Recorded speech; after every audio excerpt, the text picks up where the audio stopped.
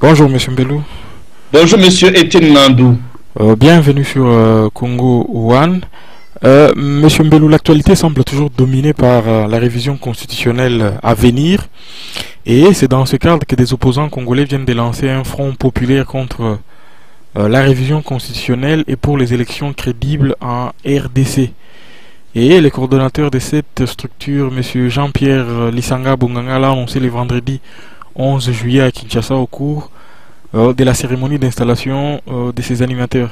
C'est Radio Okapi qui rapporte cette information. Monsieur Mbelou, ces débats sur la Constitution, est-ce qu'ils n'occultent pas certaines questions essentielles, hein, de l'heure, comme par exemple la grande catastrophe humanitaire qui vit nos compatriotes expulsés du Congo-Brazzaville, par exemple? Merci pour la question. Si vous réécoutez notre dernière émission, vous vous rendrez compte que j'ai affirmé que le débat sur la révision constitutionnelle est un faux par bien des côtés, et il est en train de cacher bien des choses. Il y a la catastrophe à laquelle vous faites allusion, mais il y a aussi tous ces débats autour de l'argent déposé dans les paradis fiscaux. Il y a par-ci par-là des textes qui pourraient être signés, ou des conventions ou des contrats dont on ne parle presque pas. Et si nous disons que ce contrat-là, ce débat-là a un faux côté très prononcé, c'est parce que, et à un certain moment, on ne voit pas qui fait quoi. Prenons le cas de M. Lissanga Bonganga dont vous parlez. Il n'y a pas longtemps, il a été dans ce qu'ils ont appelé à Kinshasa l'opposition républicaine. Il a divorcé d'avec l'autorité morale de l'opposition républicaine, et il vient d'annoncer qu'il va constituer un front populaire contre la révision constitutionnelle. Et moi, je me pose ces questions-ci. Qu'est-ce qui est important ou urgent pour le moment? C'est de pouvoir se mettre ensemble pour lutter contre l'illégitimité des pouvoirs en place depuis les années 60 jusqu'à ce jour, afin que le Congo devienne réellement un pays indépendant et souverain, ou de se limiter à la question de la révision constitutionnelle. La question de la révision constitutionnelle est un trait, est un point d'une question beaucoup plus large, la question de la légitimité politique en République démocratique du Congo, ou au Congo, ou en République dite démocratique du Congo. Ça, c'est une première observation. Une deuxième observation, la place que prend le débat sur la révision constitutionnelle occulte d'autres questions très importantes liées à ce qu'on voudrait organiser comme élection au Congo. Qui va financer ces élections? Avec quel argent?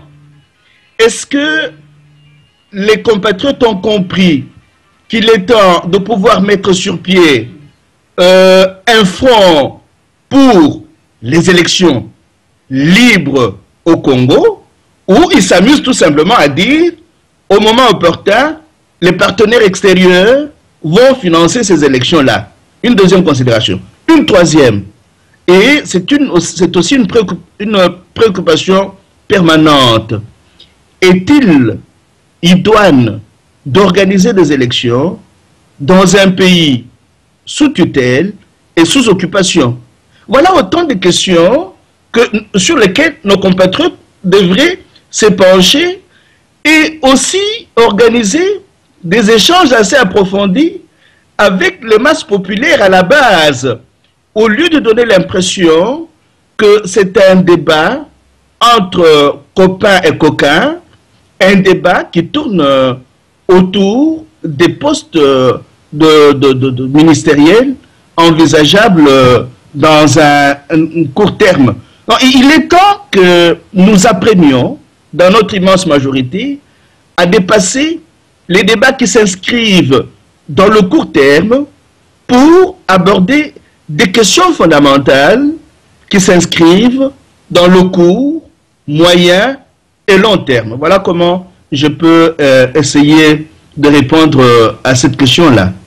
Et selon Lisanga Bonganga lui-même, ces fronts qu'il vient de créer est constitué des membres d'organisations de la société civile, d'églises, ainsi que de divers acteurs politiques. Monsieur Mbelou, il existait déjà un autre regroupement qui a même accusé dernièrement Apollinaire Malomalou en justice. Cette dernière initiative ne disperse-t-elle pas les forces d'une opposition connue pour son manque de synergie dans ses actions? C'est l'impression que ça donne.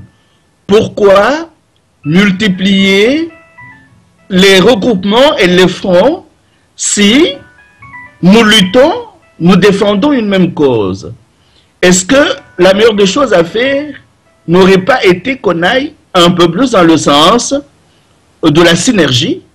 Une synergie qui prend en compte les questions posées par les uns et les autres, mais une synergie fondée sur les questions d'intérêt général et les questions suffisamment profondes sur le passé, le présent et l'avenir de notre pays. Hein? C'est là que cette initiative semble un peu sentir mauvais. Pourquoi Lisanga Bonganga n'est-il pas allé dans le sens des regroupements, de mettre ensemble les regroupements existants déjà? Pourquoi cherche-t-il à créer son front à lui après les échanges assez musclés qu'il a eu dernièrement avec l'autorité morale de l'opposition dite républicaine à laquelle il appartenait? Donc, s'il y avait une demande à formuler à son endroit, c'est de dire, monsieur, vous luttez pour le Congo, votre pays, notre pays, allons dans le sens des grands regroupements, mais pas des regroupements qui ne se penchent que sur des questions conjoncturelles, non, sur des questions fondamentales face auxquelles le pays est placé aujourd'hui. Et l'une de ces questions, c'est la question de la légitimité politique, la question de l'indépendance du Congo, la question de sa souveraineté depuis les années 60 jusqu'à ce jour.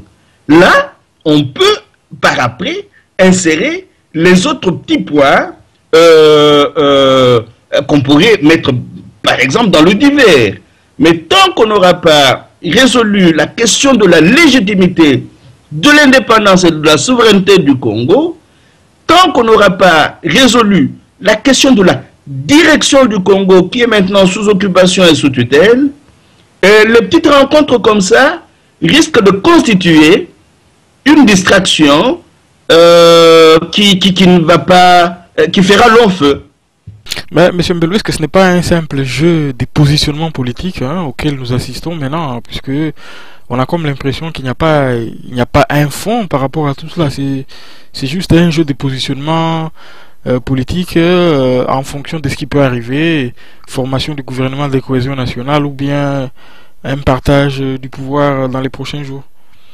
Bon, en échangeant avec certains compatriotes, je me suis rendu compte qu'ils vont à peu près dans votre sens en disant qu'aujourd'hui, il y a dans le chef de plusieurs acteurs politiques congolais une certaine vacuité politique. Il y a un vide politique, un vide idéologique, un vide politique qui n'arrive pas à combler. Alors il se laisse aller à ces petits débats-là qui pourraient conduire à un certain positionnement, comme vous êtes en train de le dire, si jamais demain il y avait à la mangeoire congolaise des postes ministériels à redistribuer. Et pendant ce temps, le parquet général de la République a débuté également le vendredi 11 juillet des auditions de la plainte des opposants contre Apollinaire Malumalu, le président de la CENI. Et je rappelle que cette plainte a été déposée le 27 juin dernier et que les opposants l'accusent d'atteinte aux droits garantis aux particuliers et violation des lois de la République. Monsieur Mbelou, peut-on sérieusement voir un aboutissement concret dans cette démarche tant la justice est connue pour être aux ordres du pouvoir politique? Et avant de répondre à votre question, moi j'ai une autre. Pourquoi ces compatriotes n'ont-ils pas jugé bon de ne pas tout simplement prendre en compte le fait que Malumalu est là et d'aller leur petit bonhomme de chemin en cherchant à se battre autrement? J'explique pourquoi je pose cette question. Malumalu est l'artisan de ce que le Congo connaît depuis les années 2006 jusqu'à aujourd'hui. Et je ne cesse de vous citer le titre d'un livre qui montre que les élections de 2006 ont été une tricherie qui a profité au cheval de Troie de Paul Kagame, que la communauté occidentale voulait voir aux affaires pour pouvoir garantir les intérêts et de Paul Kagame et de cette fameuse communauté occidentale. Le livre, c'est celui de Charles Nana, Europe, crime et censure au Congo, les documents qui accusent. Là où je trouve des vices de procédure dans ce que nos compatriotes ont entamé comme démarche, c'est qu'ils ne désavouent pas eux-mêmes Malumalu parce qu'il a un passé qui a conduit plus ou moins, parce que il ne faut pas tout mettre sur le dos des élections de 2006. Le pays est malade, il souffre de la crise de légitimité de souveraineté depuis les années 60. Alors, au lieu d'aller avec lui en justice, ils auraient tout simplement décrié. Ils auraient tout simplement dit, non, tant que ce monsieur qui a avalisé un choix fait de l'extérieur en 2006 est à la tête de la commission électorale nationale dite indépendante, nous n'irons pas aux élections. Mais voilà qu'au lieu de s'engager sur cette voie-là, ils vont le traduire à une justice qui est, elle aussi, décriée, parce que cette justice-là est au service des pouvoirs hostes de l'heure. Donc c'est une démarche, bon, peut-être que le parquet va nous surprendre, mais c'est une démarche vouée à l'échec. Et comme je vous le disais lors de notre dernière émission, Malumalu ne se retrouve pas à la tête de la commission électorale nationale dite indépendante par son propre chef.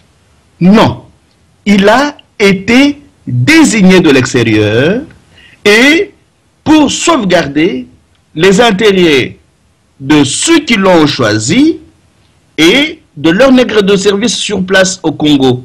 Alors si on ne comprend pas cela, on pourra accuser Malumalu, même chez Dieu au ciel, mais rien risque de ne changer.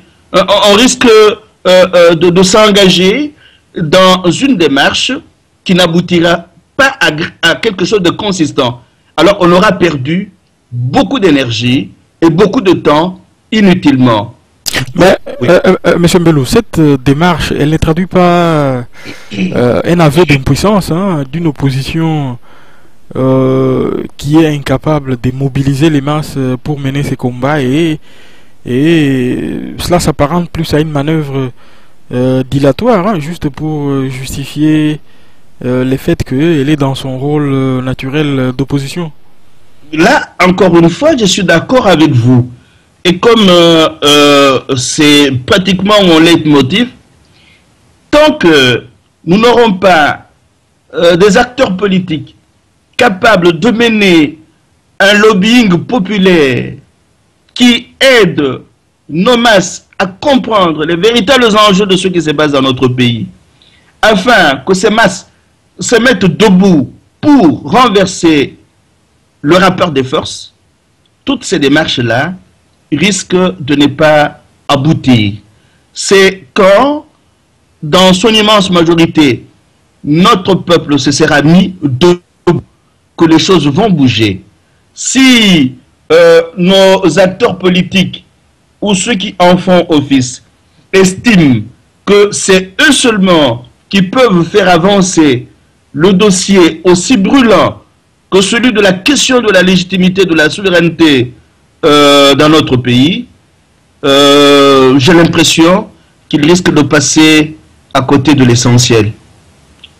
Très bien. Pendant ce temps, Apollinaire Malumalu poursuit son bonhomme de chemin et il a affirmé encore cette semaine que le calendrier électoral ne peut pas faire l'objet d'un quelconque consensus parce que, dit-il, il relève des seules prérogatives de son institution, la CENI.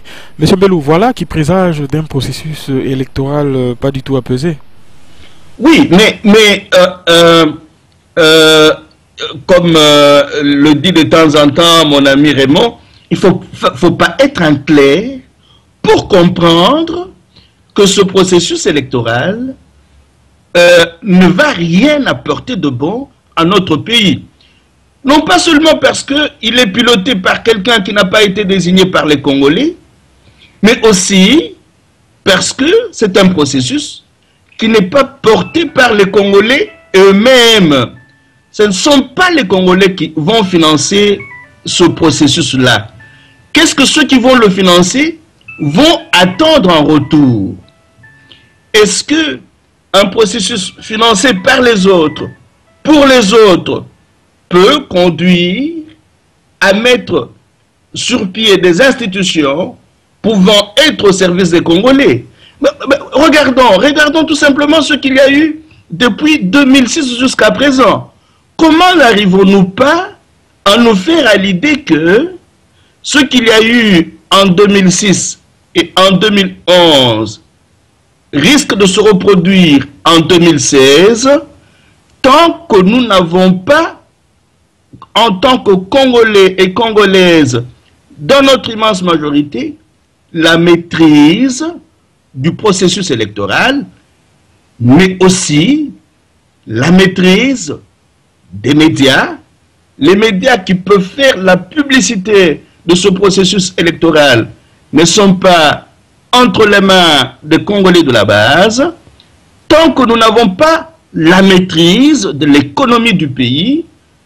Il y a beaucoup d'évasion d'argent, mais ce pays-là semble être aujourd'hui incapable de financer le processus électoral. Donc, en examinant ces paramètres-là, je ne vois pas comment, dans les circonstances actuelles, un processus électoral tel qu'il est enclenché là, va pouvoir aboutir. Je ne vois pas. Très bien. Cette semaine, on a également beaucoup parlé de la fortune de Joseph Kabila qui serait estimée à 15 milliards de dollars américains. C'est l'information qui enflamme l'Internet congolais ces derniers jours. Et Lambert Mende, comme à son habitude, est monté au créneau pour défendre le Raïs. Que vous inspire toute cette histoire, M. Mbelou? Rien du tout. Rien du tout. Et parce qu'encore une fois, cette histoire est une distraction. C'est un point de vue discutable. Je vais m'expliquer. Pourquoi est-ce que je dis que c'est une distraction? Qui ne sait pas que depuis que ces messieurs-là sont aux affaires entre griffes, ils ne font que détourner l'argent du pays? Qui ne le sait pas? Regardez les différentes commissions qui ont été mises sur pied pour examiner la gestion de ce pays-là. Prenons la commission Lutundula. Qu'est-ce qu'elle n'a pas dit? Retournons d'abord au rapport Kassem de 2002. C'est à partir de ce rapport-là que Colette Brackman a écrit un livre que l'on sait encore trouver sur le marché aujourd'hui. Le livre est intitulé « Les nouveaux prédateurs, politique de puissance en Afrique ». ce livre montre qu'il y a, à partir de cette guerre dite de libération de l'AFDL, un groupe de nouveaux prédateurs qui est venu chez nous et qui s'est accaparé des richesses du pays, qui brade les matières premières du pays, qui signe des contrats léonins avec qui il veut. Il y a ce groupe-là de nouveaux prédateurs qui est au pays depuis la guerre de l'AFDL. Et ce groupe est venu rejoindre les vieux dinosaures mobutistes et ils travaillent ensemble. Alors, qu'on nous dise un jour, voilà, il y a autant d'argent à l'extérieur du pays, ça ne peut surprendre que les naïfs. Mais maintenant, la question qui se serait posée, si nous avions été dans un pays normal, c'est que la justice se saisisse du dossier, que la justice cherche à savoir où se trouve cet argent et comment il est sorti du pays. Or, nous ne sommes pas dans un pays normal. Et dans ce contexte-là, qu'est-ce que Mende peut faire? Il ne peut que défendre son patron, son autorité morale. Hein? Alors, maintenant, si nous voulons que les choses changent, la question qui se poserait, c'est de savoir quels sont les mécanismes, quelles sont les structures que nous sommes capables, déjà, ici, maintenant, aujourd'hui, nous sommes capables de mettre sur pied de façon que cette évasion d'argent ne puisse plus se reproduire. Est-ce que ceux qui aspirent à aller aux affaires demain ont une idée sur la façon dont ils devront procéder pour que ceux qui gèrent ce pays-là aient la possibilité de faire en permanence une reddition des comptes? Est-ce que vous ne remarquez pas que face à cette question-là, M. Joseph Kabila n'a aucune instance devant laquelle il peut rendre des comptes? C'est signe que dans la gestion de ce pays sous occupation et sous tutelle, il n'y a pas de loi qui aurait un certain caractère coercitif pour ceux qui sont aux affaires. Et ils seraient venus aux affaires, effectivement, pour appauvrir le pays, et comme ils sont ce que nous appelons régulièrement des élites compradors, c'est-à-dire des nègres de service des puissances étrangères. Alors, dans l'entretemps, ils prennent une partie, ils mettent à l'extérieur, mais ce qu'ils prennent, par rapport à ce que les multinationales auxquelles ils facilitent la tâche prennent, c'est très différent. Les multinationales prennent des milliards et des milliards. Lui a déjà pris 15 milliards. Si, ça reste encore à vérifier. Il a déjà pris 15 milliards. Mais ce que les multinationales ont gagné depuis que ce groupe de nouveaux prédateurs est aux affaires, c'est des... J'exagère, des milliers de milliards. Donc c'est comme ça qu'ils travaillent. Ils prennent un peu pour faciliter, pour qu'ils donnent l'impression qu'ils sont aux affaires, mais ils facilitent la tâche aux grands prédatrices que sont les multinationales. Alors, on s'en prend au Raïs, mais le Raïs n'est que la face visible de l'iceberg. C'est l'arbre qui cache la forêt. On devrait aller un peu plus en profondeur au lieu de se limiter à cet arbre qui cache la forêt. Très bien, autre chose. 3 Congolais qui ont témoigné dans les procès des 2 chefs des milices congolais, Mathieu Ngunju-Loshui et Germain Katanga, à la CPI, ont été expulsés des Pays-Bas. Et selon l'AFP, Floribert Ndjabou, Pierre-Célestin Bodina et Manda Sharif, ce sont les 3 Congolais, les 3 infortunés.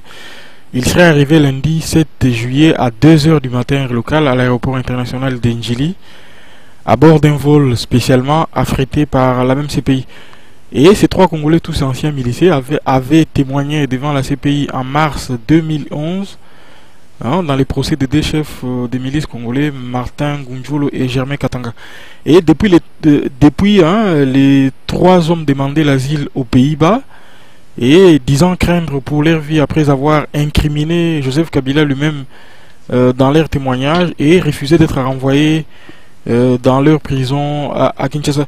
Monsieur Mbelou, l'épilogue de toute cette affaire, ce n'est pas un fiasco pour la CPI qui apparaît une fois de plus comme une justice à géométrie variable. Il n'y a pas de problème de justice à géométrie variable.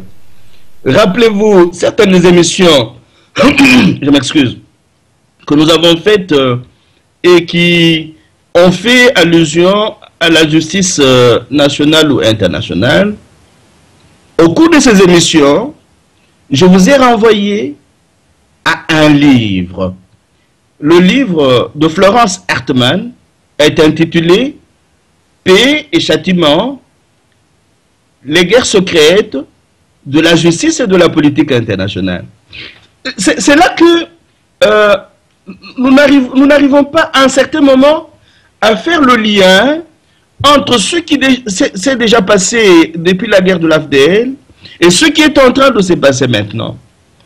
Comme c'est une guerre de la justice et de la politique internationale, et moi j'ai dit de la justice et de la politique occidentale, et que la CPI est une institution financée par les membres de cette communauté occidentale, et elle sait comment s'arranger pour ne pas incriminer certains de ses clients.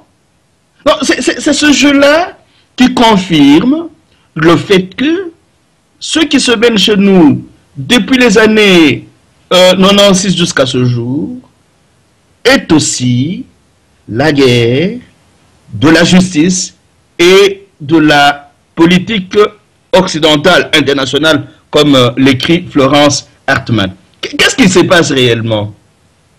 Ces messieurs-là on dit à la CPI, à haute voix, c'est que certains d'entre nous au pays murmurent à basse voix. Je vous ai dit lors d'une émission que à partir des échanges avec un ami, je savais que Manda Sharif allait témoigner contre M. Joseph Kabila à la CPI. Mais comme il témoigne contre un figurant, contre une marionnette, pendant que ces chefs n'ont pas encore réellement décidé de le déboulonner, l'arbre risque de dévoiler la forêt qu'il cache. N'oubliez pas qu'aujourd'hui, nous avons déjà en Afrique des Grands Lacs des hommes qui sont devenus un peu intouchables eu égard à ce qu'ils savent réellement sur la tragédie des Grands Lacs. C'est quand leurs maîtres auront trouvé des pièces de réchange qu'ils décideront de faire sauter ces fusibles-là.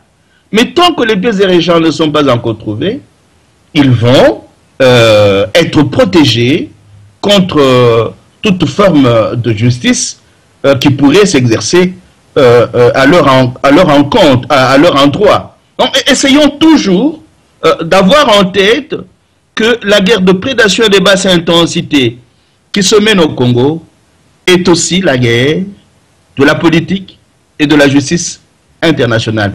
Le livre de Florence Hartmann est très bien documenté, comme celui de sa patronne, Carla Del Ponte, qui a été procureur du tribunal pénal international pour le Rwanda à Arusha. Quand on lit ce livre-là, on se rend compte que effectivement cette guerre de prédation et de basse intensité est aussi la guerre de la justice et de la politique internationale. Très bien, cette semaine vous avez écrit un texte intitulé « Le Congo n'a presque pas été indépendant depuis 1960 ». Monsieur Mbelou, certains Congolais s'accordent à dire que sur les concepts d'une indépendance nominale. Alors, que dites-vous davantage dans ce texte que vous avez publié? Je ne serais pas surpris que j'attrape tous les noms d'oiseaux à partir de la publication de ce texte-là. Mais pourquoi est-ce que j'ai publié ce texte maintenant?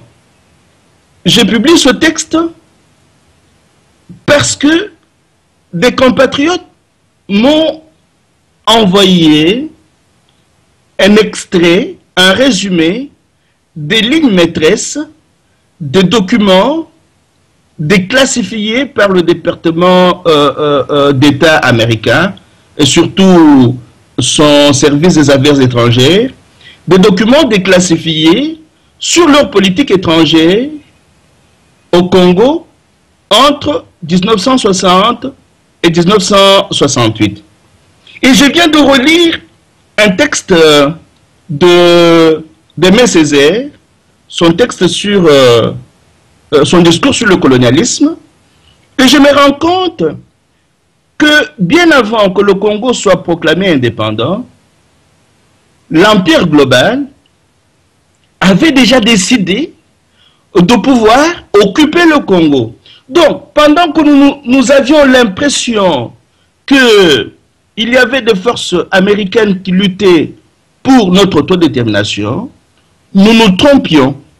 Il y avait déjà des calculs qui étaient faits pour que les États-Unis s'emparent de la colonie belge qu'est le Congo.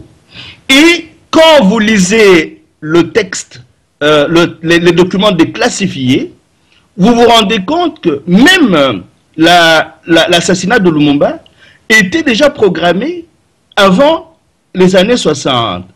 Alors, quand nous nous disons que nous sommes devenus indépendants en 60, nous faussons l'histoire, nous reproduisons l'histoire apprise à l'école et à l'université.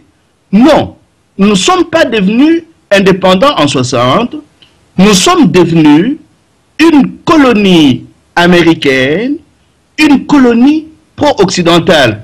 Et le texte, les lignes maîtresses dont je vous parle là, je crois vous les avoir envoyées, montrent que les services secrets américains avaient décidé que le Congo pourrait être occupé pendant quelques décennies.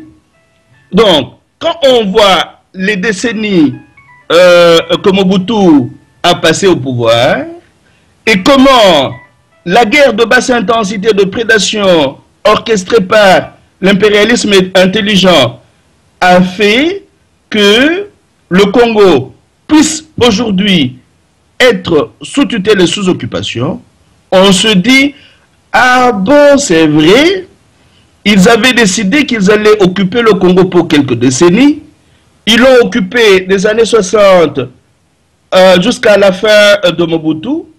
Et après, qu'est-ce qui est arrivé? Ils ont organisé la guerre de basse intensité. Donc, depuis les années 60 jusqu'à ce jour, le Congo n'a été ni souverain, ni indépendant. Et vous lisez, et je suis encore retourné au livre de Jules Chomé, L'ascension de Mobutu, du sergent Joseph Désiré au général Séssé Seko. Et vous avez un texte, je pense que c'est à la page 75, qui montre que Mobutu allait en permanence à l'ambassade des États-Unis pour chercher les sous qui l'ont aidé à pouvoir accomplir sa mission, c'est-à-dire à faire le coup d'État au gouvernement issu des élections au suffrage universel qu'il y avait eu, le gouvernement Lumumba. Et quand il a fait son coup d'État, c'était le premier coup d'État, c'était au mois de septembre. Or, nous avions été proclamés indépendants au mois de juin.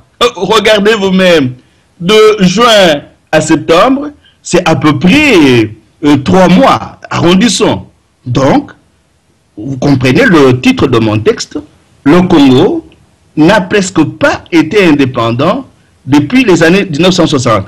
Et ceux qui auraient pu octroyer cette indépendance étaient eux aussi sous occupation. Donc, certains d'entre eux appartenaient au service secret américain. Et ce que j'ai dit là, je ne raconte pas les histoires de ma tête.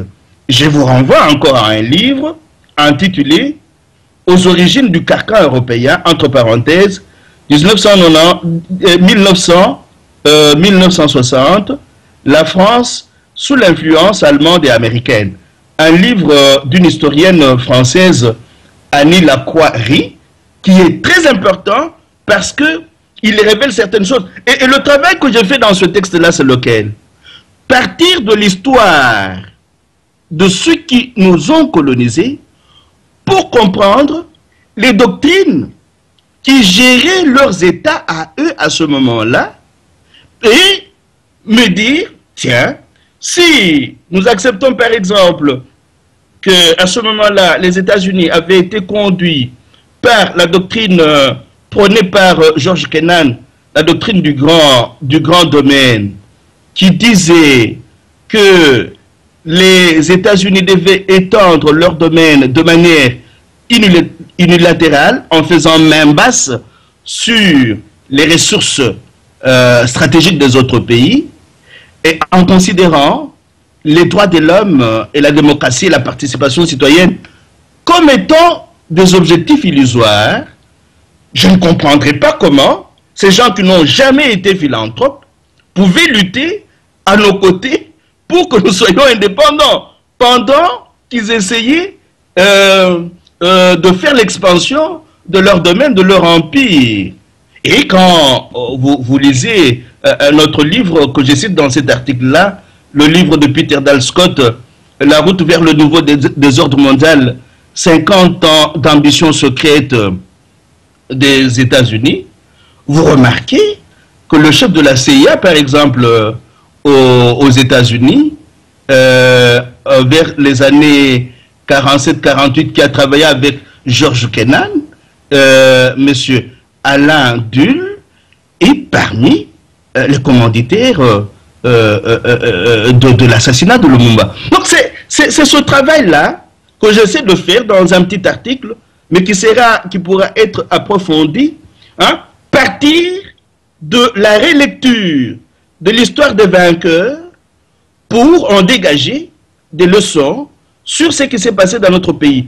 Je le fais parce que nous ne faisons que commenter la rhétorique déjà bien travaillée et servie par les médias dominants, alors que cette rhétorique ne correspond en rien aux véritables vues de ces États-là, des États dont ils répercutent la rhétorique. Donc, n'oublions pas que à chaque période de l'histoire, les États qui nous ont colonisés ont été guidés par certaines doctrines.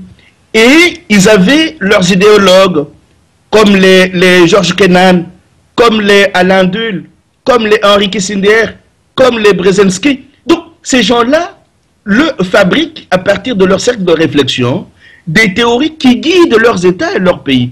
Alors, quand aujourd'hui vous dites « Ah, ils ont dit ceci, ils ont dit cela », sans connaître le soubassement de ce qu'ils disent, vous passez à côté de la plaque. Et je crois que dans ce travail-là, il y a une aide sérieuse qu'apportent les recherches d'un monsieur comme Noam Chomsky, qui souvent, par des documents déclassifiés, et essaye d'en tirer les leçons, comme monsieur Peter Dale Scott vient de le faire maintenant, il n'y a pas très longtemps, en publiant 2 livres très intéressants sur la machine de guerre américaine et puis la route vers le nouveau désordre mondial.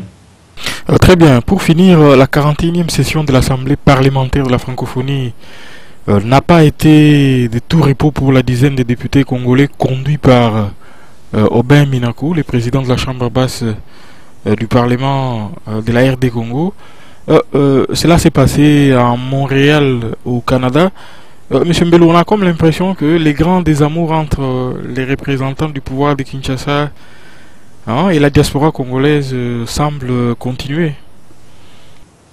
Oui, mais quelle est la légitimité de ces 10 personnes-là pour qu'elles puissent continuer à parler au nom du Congo? De temps en temps, ayons l'habitude d'aller aux questions essentielles. Est-ce que ce Parlement-là est légitime? Non. Voilà pourquoi il y aura toujours un désamour. C'est un Parlement où certains députés ont été simplement nommés et d'autres sont issus des élections frauduleuses de 2011. Quelle est sa légitimité? Pourquoi est-ce qu'on devrait compter sur des messieurs comme ceux-là comme étant les représentants des Congolais? Ils veulent se donner de l'importance et voilà. Donc, les compatriotes qui ont compris que ces messieurs-là ne jouissent d'aucune légitimité peuvent ne pas prêter attention à ce qu'ils font ou enfoncer davantage le clou sur ce que vous appelez des amours. Voilà. Je trouve que ce comportement-là se justifie parce que ces messieurs avalisent un processus frauduleux, ils avalisent un processus vicié et vicieux, et ils ne méritent pas beaucoup de respect de la part de nos compatriotes. Très bien, merci beaucoup Monsieur Mbelou et à la semaine prochaine. Merci bien Monsieur Etienne Nandou et à la semaine prochaine.